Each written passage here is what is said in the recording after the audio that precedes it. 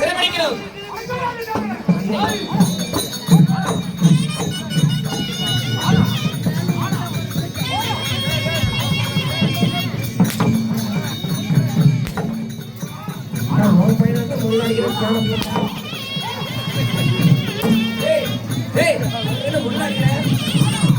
குண்டா போறியா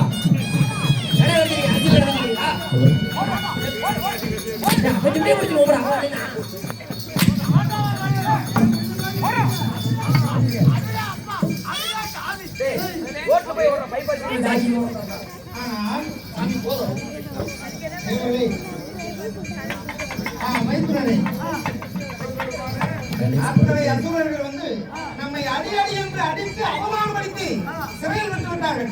ஐயனே, தேவரும் அவரை யாவரையும் சிறைபிடிக்கும் அளவிற்கு இந்த சாதாரண அருக்கனுக்கு எங்கிருந்து வந்தது சக்தி? எல்லாம் சிவன் நான் கொடுத்த வரத்தினால் வந்து. எப்படி கொடுத்தாய்? சாகாதவரை வேகாதவுடன் குறைவில்லா செல்வங்கள் இந்த வரமெல்லாம் கேட்டார்கள். அதை போல் தந்துவிட்டேன். ஆனால் கடைசியாக ஒன்று கேட்டார்கள். மரணம் என்று ஒன்று வந்தால் யாரால் வர வேண்டும்? ஒரு மனிதனாக பிறந்தால் மரணம் உண்டு. மரணம் உண்டு என்றால் அதாவது ஒரு தாயின் அங்கத்திலே பிறந்து இன்னொரு தாயின் இடத்திலே வளருகிற குழந்தை தான் உன்னை கொல்ல தவிர மட்டும்தான் என் உயிர் போக வேண்டும் என்று வரம் கேட்டான். அப்படி கொடுத்து விட்டான். நானும் அப்படியே கொடுத்து விட்டேன். ஐயனே பகவானே, அப்படி என்றால் அப்படிப்பட்ட குழந்தை எங்கே இருக்கிறது? அதோ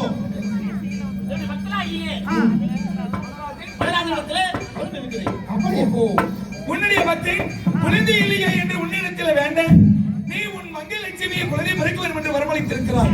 அந்த குழந்தை வனவள்ளிக்கு பிறந்து வனத்தில் வாழுகின்ற குறித்த இடத்தில் வளர்ந்து கொண்டிருக்கிறது. ஒரு தாயிடத்திலே பிறந்து இன்னொரு தாயிடத்தில் வளர்கிற மங்கள் லட்சுமியினுடைய அவதாரமே அந்த குழந்தைக்கு மாத்தியம்மா என்று பெயர் வைத்து வளர்த்து வருகிறார். அதனால தேவரும் அவரை யாவரும் ஒன்று சேர்ந்து அந்த குறித்த இடத்தில் சென்றால் மட்டுமே தேவரை விடுதலை செய்ய முடியும். அதை அனைவரும் பொறுப்படுங்கள்.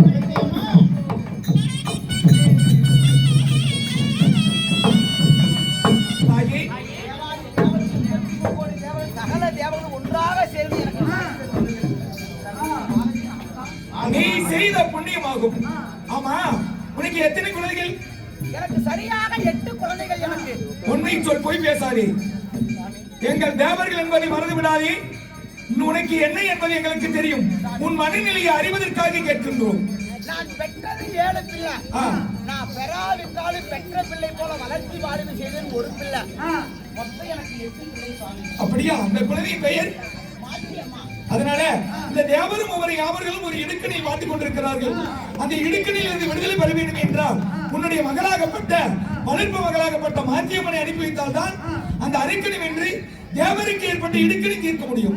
நான் வளர்த்து 8வது பிள்ளையை தேவனுடைய அபயத்தை காத்திருந்தாக அனுப்பி வைக்க வேண்டுமா? உண்மைதான்.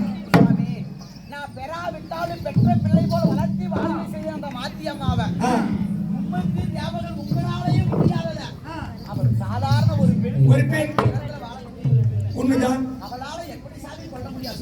குறித்த இடத்தில் வளர்கிற கொல்ல முடியும் என்று சொல்கிறார். கவலை கொள்ளாதே. மும்மூர்த்தி தேவர்கள் அனைவர்களும் ஒன்று சேர்ந்து இச்சா சக்தியை கொடுத்து தெய்வ சக்தியை கொடுத்து தெய்வமாக்கி அந்த குழந்தைக்கு வீரத்தையும் விவேகத்தையும் கொடுத்திருக்கிறார்.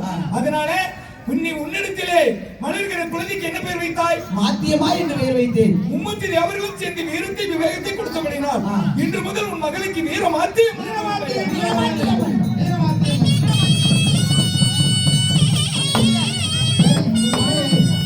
அப்படி வீரமாத்தி அம்மனாக உன் வளர்ப்பு மகளுக்கு தெய்வமாக்கினாலும் உன்னுடைய பிள்ளைகள் இருக்கிறது அல்லவா? 7 பெண்மணிகள் இருக்கிறாங்க. 7 பெண் பிள்ளைகளையும் 7 கன்னிமார் தெய்வங்களாக அருள்பாலிக்கின்றார்கள். சாமி, நான் சென்று என் மகளை அழைப்பதற்கு பதிலாக தேவர்களுடைய அபயத்தை காப்பதற்காக தேவர்கள் நீங்கள் அனைவரும் ஒன்றாக சேர்ந்து என் மகளை அழைத்தால் இதை விட பாக்கியம் என் மகளுக்கு வேற என்ன? அது மட்டுமல்ல, இன்றைக்கும் வனத்தில் இருக்கிற வனக்குறவர்கள் வனத்தில் வாழுகின்ற வன மக்கள் எல்லாம் இந்த வீரமாத்தி அம்மனை தான் குல தெய்வமாக கொண்டாடுவார்கள்.